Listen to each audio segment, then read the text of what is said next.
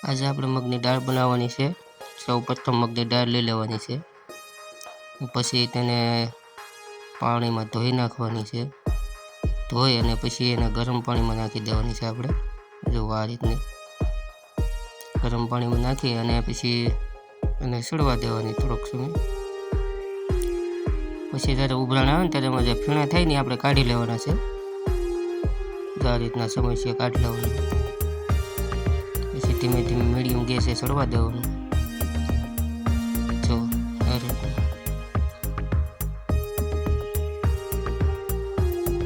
પછી આપણે ટમેટું સુધારી લેવાનું છે।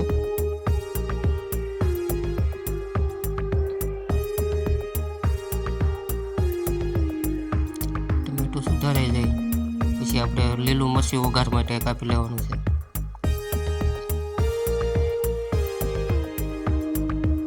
ઝીણે ઝીણે આ રીતનું કાપી લેવાનું છે।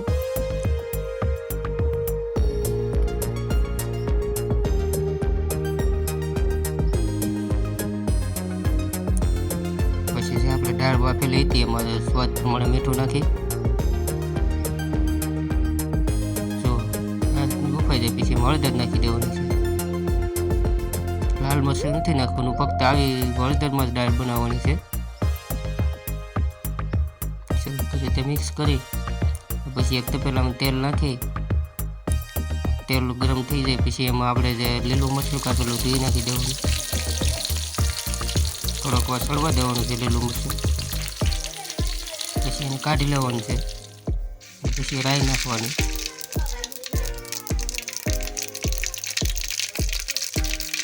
બરાબર રાઈ પાકી જાય પછી એમાં પાછું આપણે જે લીલું મરચું કાઢી પકાવી નાખ્યું નાખી દેવાનું। પછી એમાં મીઠો લીમડો નાખી દેવાનો।